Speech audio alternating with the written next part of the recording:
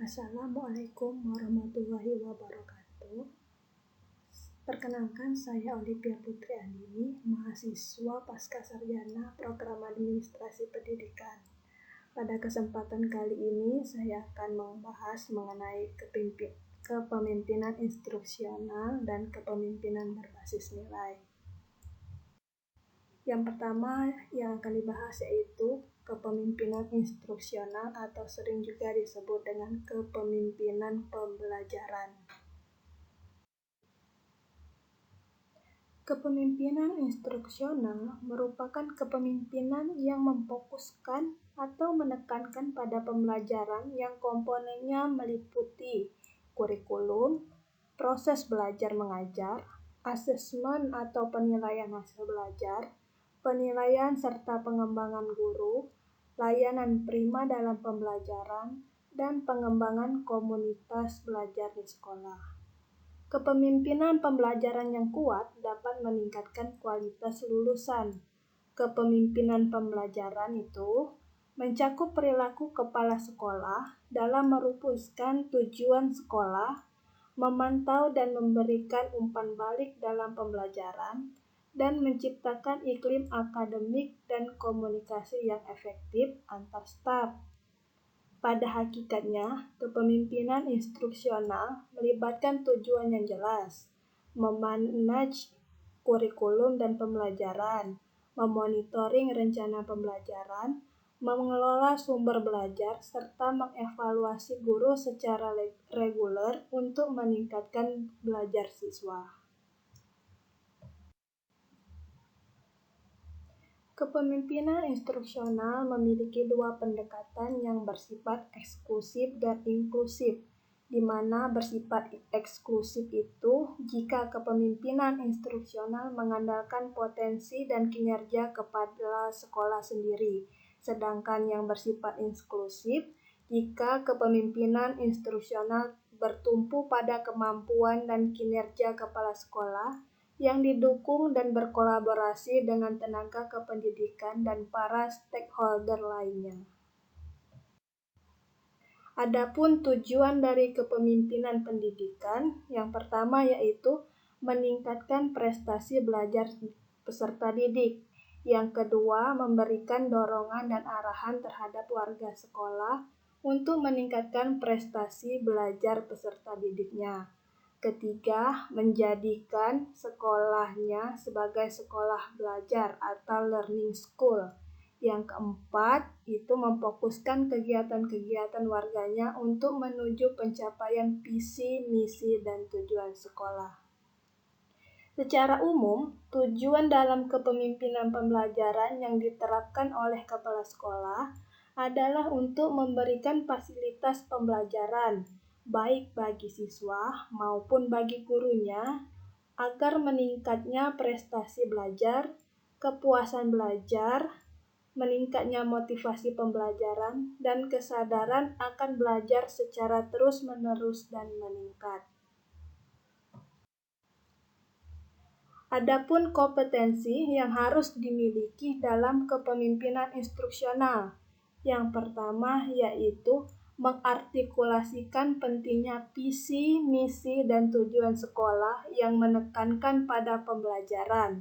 Yang kedua, mengarahkan dan membimbing pengembangan kurikulum. Yang ketiga yaitu membimbing pengembangan dan perbaikan proses belajar mengajar.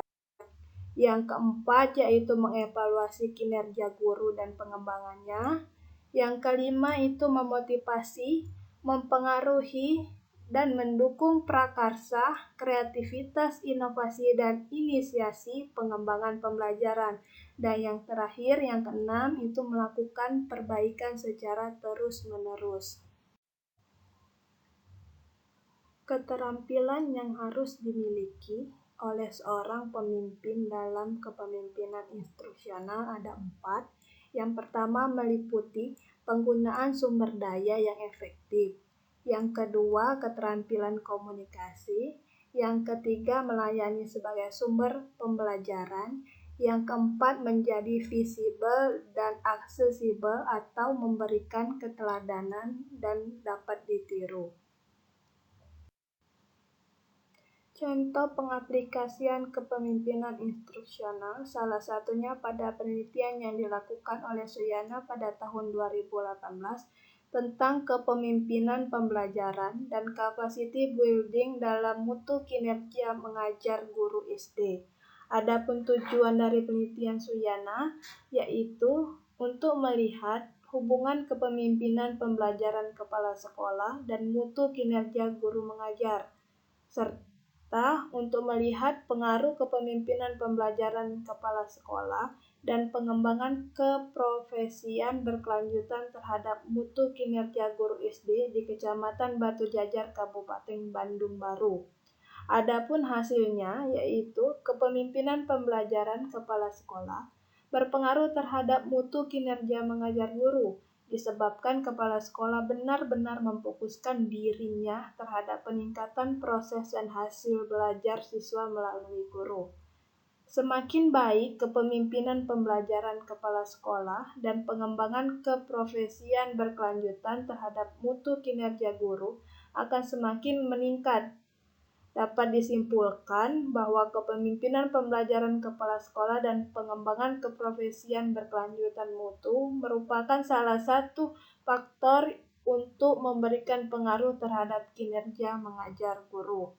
Selanjutnya itu contohnya bisa dilihat pada buku praktik baik kepemimpinan pembelajaran kepala sekolah oleh 13 jurnalis nasional.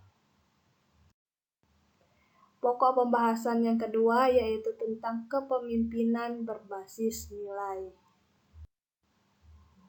Menurut Asep Suryana tahun 2013 mengatakan kepemimpinan berbasis nilai itu adalah pendekatan dalam penanaman norma dan nilai dalam pengembangan kelompok yang menjadi petunjuk bagi perilaku orang-orang dalam organisasi.